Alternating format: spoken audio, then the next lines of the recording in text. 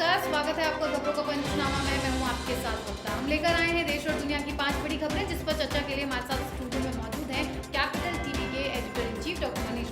Doctor साहब, आपको बहुत बहुत धन्यवाद। सबसे पहले नजर डालते हैं आज के आर्यन ड्रग्स केस में नया ट्विस्ट। फरार गोसावी के बॉडीगार्ड का सनसनीखेज दावा। कहा 18 करोड़ की बिल की सुनी बात, वानखेड़े को मिलने थे 8 करोड़। आर्यन केस में एनसीबी का नया खुलासा। आर्यन और उसके दोस्तों ने डार्कनेट के जरिए किया था ड्रग्स सप्लाई। जम्मू कश्मीर से अमित शाह का कांग्रेस, महबूबा और फारूक अब्दुल्ला पर सीधा निशाना। कहा अब नहीं चलेगी 3 परिवारों की दादागिरी, विकास का दिया मन। बिहार गठबंधन में टूट पर लालू यादव का बड़ा बयान। बोले क्या हारने के लिए सीटें दे दें हम, कांग्रेस के साथ से जमानत हो जाएगी जब्त। इमरान खान को लगा बड़ा झटका। नवाज शरीफ की पार्टी में शामिल हुए पीटीआई के वरिष्ठ।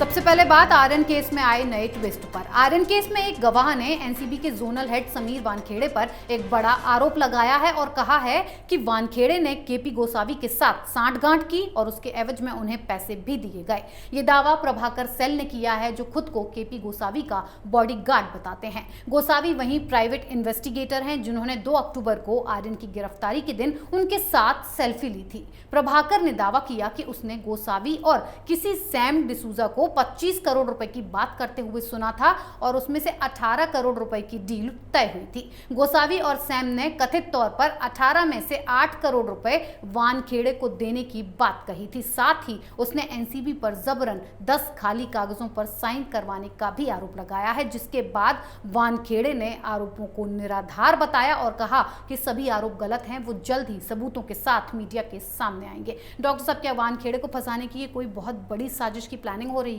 जब महाराष्ट्र के मंत्री ये बात कहें कि भाई वसूली का काम करते हैं समीर वानखेड़े, जब ये आरोप पहले भी लग चुका हो कि वो दुबई और मालदीव जाकर के वो वसूली का धंधा कर रहे थे, ड्रग पेडलर से पैसे उगाही कर रहे थे, तो ये तो होना ही था। भाई मुंबई है, बॉलीवुड फिल्म की कहानी तो आएगी, गवाह जो है वो पलटी मारेगा ही। लेकिन क्या है, आरोप को जरा समझना जरूरी है। ये प्रभाकर का दावा है कि 25 करोड़ रुपए में डील हो रही थी।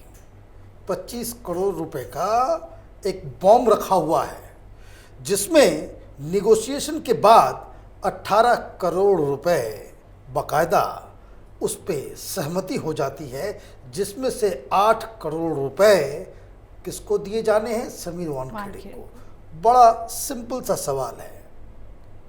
जब डील हो गई, पैसा तय हो गया, तो ये 25 करोड़ रुपए और ये फिर 18 करोड़ रुपए, ये तो हाथ का मैल है शाहरुख खान के लिए जी।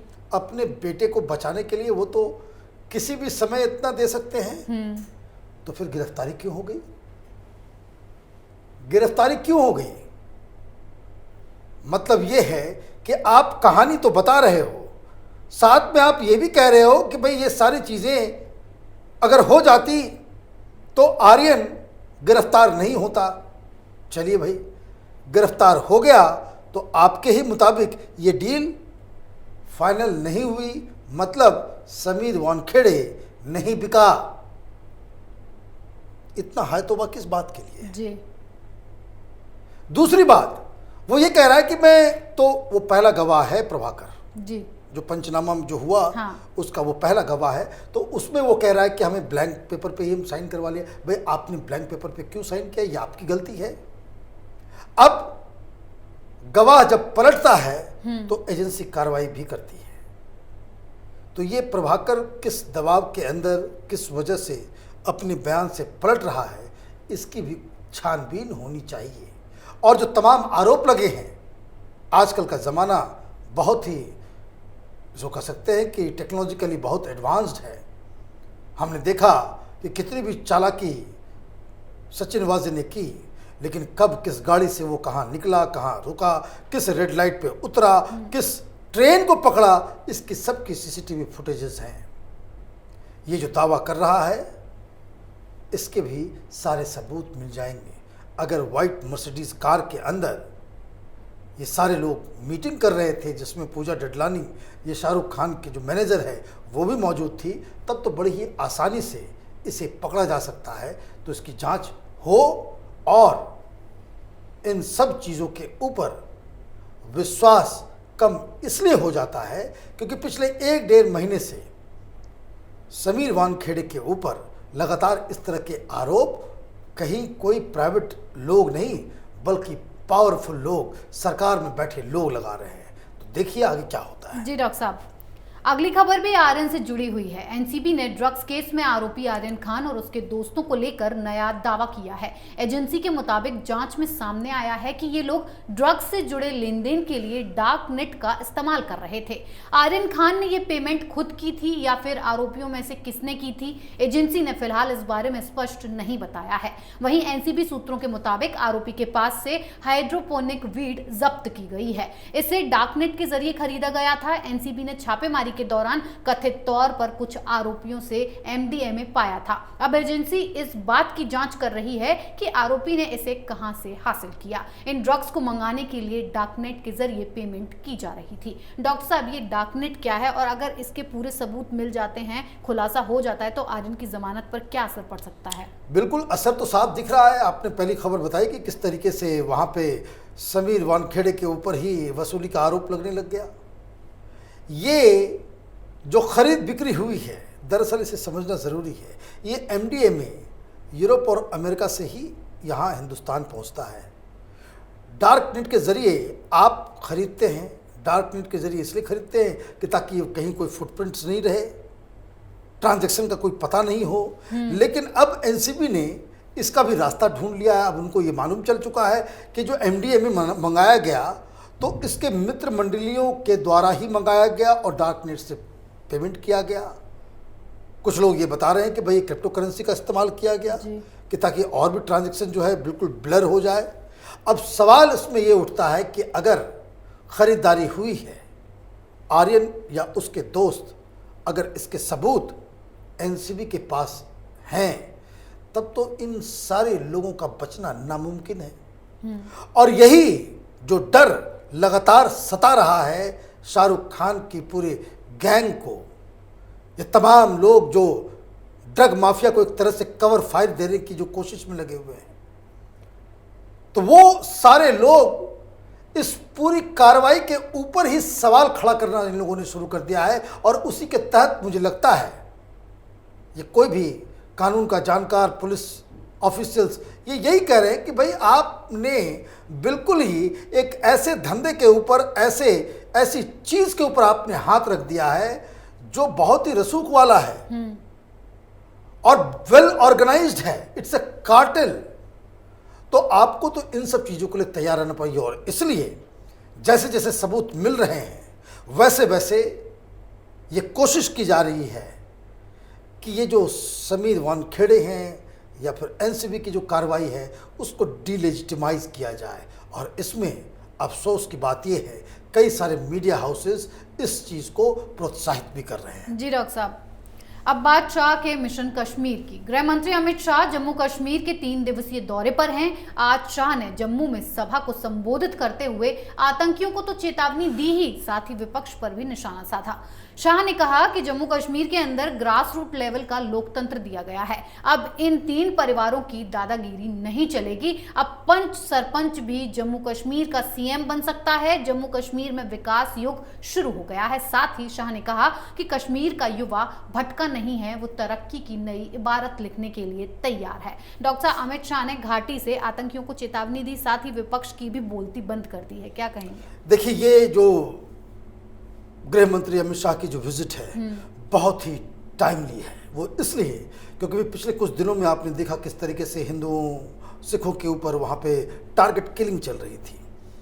तो ये इस तरह के मौके पे अगर गृह मंत्री वहाँ जाते हैं तो ऑब्वियसली वहाँ पे जो हिंदू हैं, जो सिख हैं, जो और भी अदर कम्युनिटीज़ के लोग हैं, उनको एक शक्ति मिलती है, उनको एक कॉन्फिडेंस मिलता है। 1 नंबर 2, उन्होंने वहाँ पे राजनीति के राजनेता हैं तो राजनीति करेंगे ही।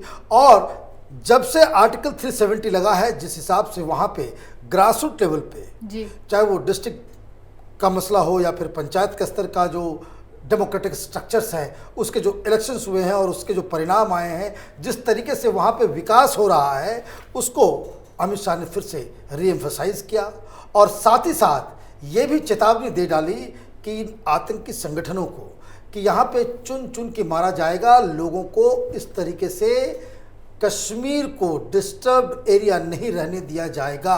और ये बात तब हो रही है कि जब टारगेट किलिंग की शुरुआत हुई पिछले कुछ वीक से, तो उसके बाद से गृह मंत्रालय में अजीत डोभाल के साथ जो प्लानिंग तैयार हुई है कि कोई भी शख्स आतंकी संगठन पाकिस्तान या इस तरह के जो सस्पिशियस एक्टिविटी में संलग्न पाया जाएगा, उनके साथ कोई रियायत नहीं की जाएगी।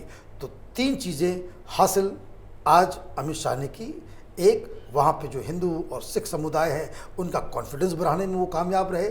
दूसरी बात, कश्मीरियों को संदेश देने में कामयाब रहे कि ये ज़माना अब बदल गया कि जहाँ 3 परिवार के लोग ही यहाँ पे रूल करते थे, वही उनकी ही दादागिरी चलती थी, वो भी युग का अब अंत हो गया है। और तीसरा कि केंद्र सरकार इस चीज़ को लेकर के बहुत ही सीरियस है कि कश्मीर को आतंकवाद से मुक्ति दिला दी जाए। जी डॉक्टर साहब, अब खबर लालू के बड़े बयान पर। बिहार में 2 विधानसभा सीटों पर होने वाले उपचुनाव से पहले ही महागठबंधन में टूट की खबरें सामने आ रही हैं। कांग्रेस और आरजेडी दोनों ही इस उपचुनाव में दावेदारी कर रही हैं। इस बीच गठबंधन की मौजूदा स्थिति पर आरजेडी सुप्रीमो लालू प्रसाद यादव ने चुप्पी तोड़ी है और लालू यादव ने कहा है कि क्या होता है कांग्रेस का गठबंधन, हारने के लिए उसको दे देते हम जमानत जब्त कराने के लिए। यानी लालू यादव ने कांग्रेस के साथ को हार करार दिया है। डॉक्टर साहब, लालू यादव ने सीधे तौर पर कांग्रेस का साथ बताया है कि हार है। इस बयान के क्या मायने निकाले जा सकते हैं? देखिए, ये होना ही था। ये जो तथाकथित विपक्षी एकता, महागठबंधन, ये अपने आप में कंट्राडिक्शन से भरे पड़े हुए हैं, बहुत सारे विरोधाभास हैं। अभी ये जो मसला फंसा है, 2 सीट के ऊपर उपचुनाव हो रहे हैं और ये जो है वो आपस में लड़ रहे हैं। किस चीज़ के लिए हो रहा है? इतना बड़ा बयान सोनिया गांधी के सबसे करीबी लीडर लालू यादव ये कह रहे हैं कि भाई कांग्रेस है क्या? कांग्रेस को सीट देने का मतलब है अपना जमानत जब्त करवाना। हम हारने के लिए उनके साथ गठबंधन करें। यही बात अखिलेश यादव कहते हैं, यही बात मायावती कहते हैं। लेकिन ये तो हकीकत है ही कि ये कांग्रेस पार्टी एक भस्मासुर का स्टेटस हो गया है। वो जिसके साथ वो जाएगी वो खत्म हो जाता है, वो बिल्कुल ही तबाह और बर्बाद हो जाता है। लेकिन अभी बिहार में जो हुआ है वो बड़ा इंटरेस्टिंग है। वहाँ कैंपेन चल रहा है और राहुल गांधी ने अभी ये टुकड़े टुकड़े गैंग के लोगों को कांग्रेस में शामिल किया, तो कन्हैया कुमार वहाँ भाषण देते देते अपनी मर्यादा को वो लांघ गए।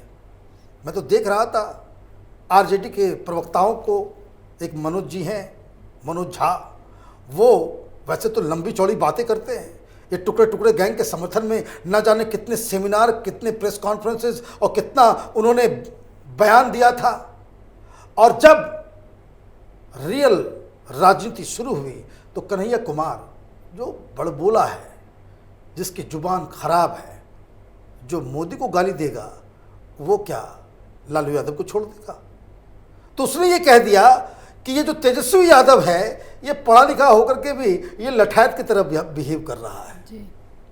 इसका कुछ नहीं है, वो अपने बाप की कमाई खा रहा है।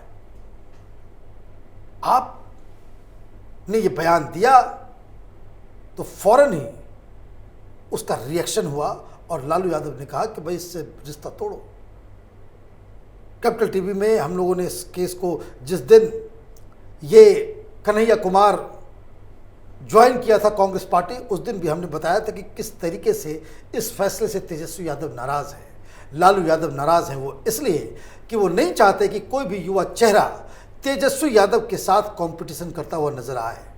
और अब हमें चाहिए आज़ादी का ढिंढोरा पीटने वाले, खुद को क्रांतिकारी, आंदोलनकारी कहने वाला कन्हैया कुमार हिंदुस्तान की सबसे भ्रष्टतम पार्टी का वो झंडा बरदार बन गया है। और बिहार में वो न सिर्फ कांग्रेस की लुटिया डुबोएगा, सारे विपक्ष की नैया को भी बिल्कुल इसको कह सकते हैं जमीन दोह कर देगा। जी डॉक्टर साहब, आखिरी खबर इमरान खान पर पड़ी दोहरी मार पर है।